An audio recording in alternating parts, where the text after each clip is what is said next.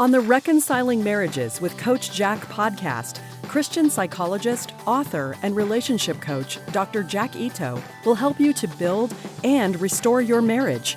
By learning just a few relationship skills, you can help your spouse enjoy your relationship more while getting more love and affection from your spouse. Listen to Coach Jack as he helps you with one more step toward a marriage both you and your spouse will love. Many people give up too soon on their marriages, believing them to be over when they are not. There is only one situation that signals your marriage is over. Most of the people I help to reconcile have spouses who at first said, "It's over." When their spouse said that, they were absolutely sincere. And yet, many of these people reconcile. As I have said repeatedly about developing trust, sincerity is not a good predictor of behavior. Most people are sincere about their career and personal goals, and yet give up on them soon after they make them. You should never take someone's sincerity, enthusiasm, or intensity as a long-term predictor of their behavior. Sincerity and intensity of emotions are a good predictor of short-term behavior. If your spouse tells you today, "It's over," then you are unlikely to be going out on a date tonight, although that also happens very commonly. A good guideline is that someone who is highly reactive will change their mind more quickly than someone who is more contemplative. However, both types of people still change their minds. The major lesson to learn from this is what your spouse says is not a good indicator of whether your marriage is over. In fact, words alone are a very poor indicator of anything. You can't know whether your spouse loves you or hates you based on words alone. You can't know if your spouse is going to follow through with a plan based on words alone. You can't know if your spouse is faithful based on words, and you can't know if your marriage is really over based on what your spouse says. You need to use other indicators. So let me tell you about the one situation that is a clear indication that your marriage is over. If you don't see your spouse, don't hear from your spouse at all, and that has been going on for an extended period of time, then you have no relationship with your spouse. By definition, there is only a relationship between two things if the actions of one influences the actions of another. Having no contact at all is the indicator that you have no relationship at all. Marriage means joining, and relationship means connection. With no contact, you are not joined, are not a couple, and don't act as one. Without seeing or communicating, you and your spouse's actions are totally independent, and so you have no relationship. While your marriage may exist in your mind or legally, in actuality you don't have one. You or your spouse have broken the marriage contract of mutual love and responsibility, and without any contact, there is no way to build your relationship. You can start a fire from just a little fuel, but you can't start a fire without any fuel. There is nothing that a coach or counselor can do for your relationship if you have no contact. Believing yourself to be married with no contact is like believing you are a Christian even if you have no relationship with God. Our beliefs don't define reality, but reality should define our beliefs. Everything else is self-deception. Let's consider some other circumstances people often think means their relationship is over. What if you are living together, but don't talk to each other? Well, in that case, you still see each other. You also influence each other. In fact, you are influencing each other's feelings, thoughts, and behaviors. That's a lot to work with. If you see each other but don't talk, you have a bad marriage, but you still have a marriage, and it's not over. I have helped many people to rebuild their relationship from this point. Keep in mind that marriage counseling only works when both people want to rebuild the relationship.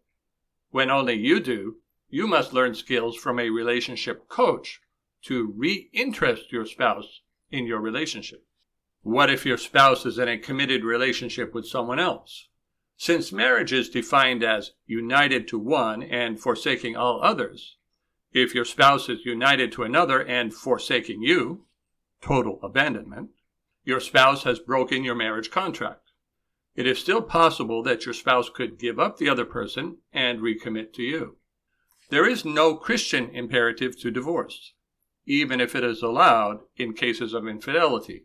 See, for example, Matthew chapter 19, verse 9.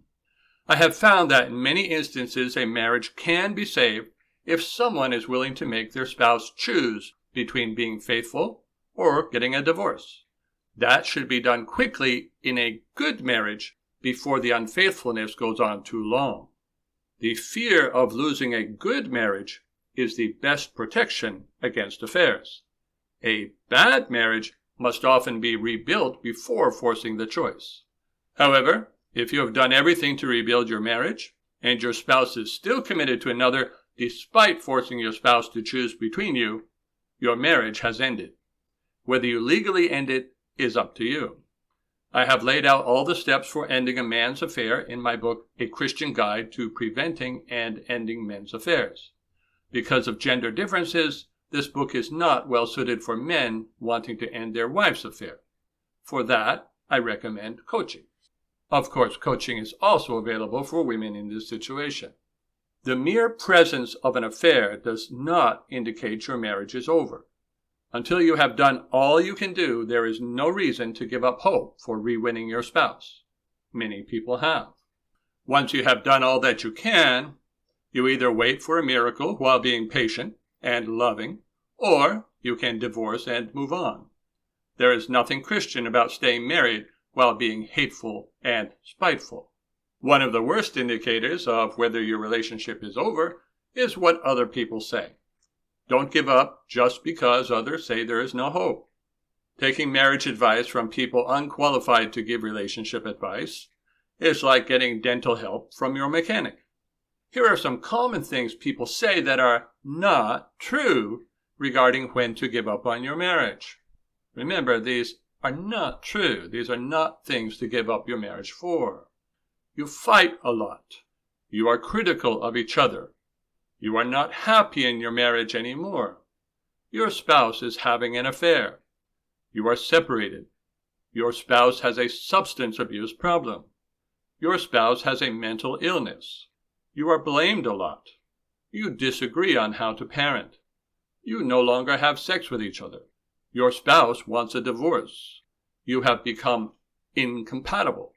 None of these are reasons to give up on your marriage. If someone followed this bad advice, then everyone would need to divorce. The truth is that with the proper use of boundaries and restoration of emotional connection, your marriage can be good again regardless of the presence of any of these problems. Let me reiterate, it's not time to give up just because your spouse wants to divorce. Many people assume their relationship is over at this point, but there have been many couples that have rebuilt after this point, while some others have gone on to divorce. It doesn't matter whether your spouse says this in the heat of an argument or carefully and deliberately when things are calm. Of course, either one will eventually lead to a divorce if you don't handle it right. If your spouse has threatened divorce, always take it seriously. It is a clear warning sign that your marriage will eventually end if changes are not made. Even if your spouse doesn't say anything about divorce, if you find yourself thinking about it, there's a good chance that your spouse feels that way too. Act on that feeling in constructive ways to make things better before you get surprised by divorce papers. Let me help you with responding to a spouse intent on a divorce. How you respond to this will make the difference for staying married. Usually, the person who is intent on divorce has thought about it a long time and feels certain about his or her decision. Attempting to change your spouse's mind through reasoning, crying, or begging is just going to lose you respect.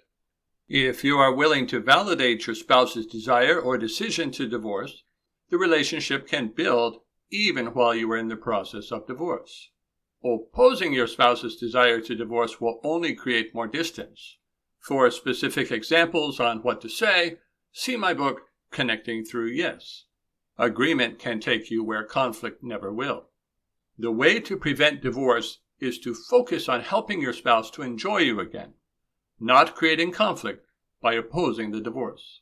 Intent to divorce like intent to stay married, can change over time. How much time depends a lot on what you do and how you respond to your spouse. This is not the time to try to get your spouse to go to marriage counseling, as that is only helpful when both partners want to improve their relationship. You can work with a relationship coach on skills that will reinterest your spouse in you and your marriage. An affair doesn't mean the end of your marriage either. Affairs are much more common than you think.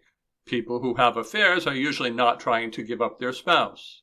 With the right boundaries and reconnection skills, affairs can often end, and the marriage can become loving and monogamous again.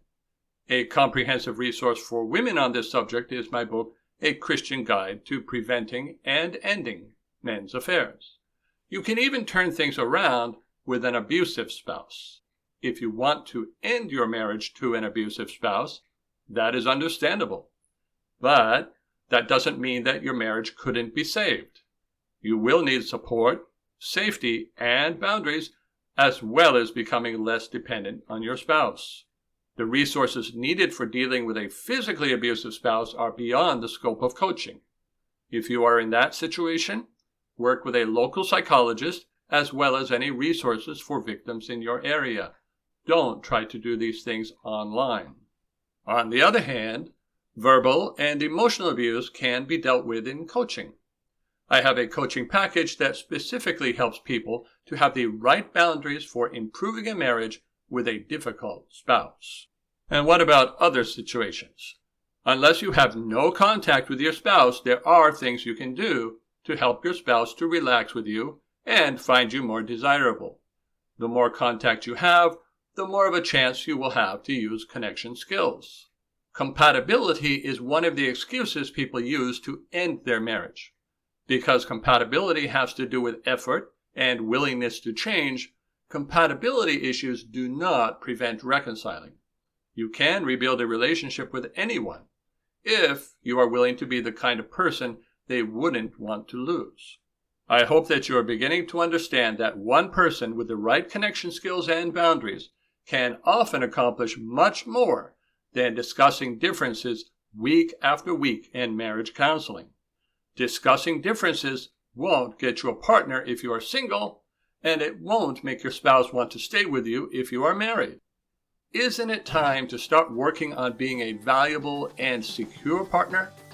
Coaching is the no-conflict way to help you do that. Thank you for listening to Reconciling Marriages with Coach Jack. Visit CoachJackIto.com to learn more skills for reconnecting with your spouse and restoring your marriage.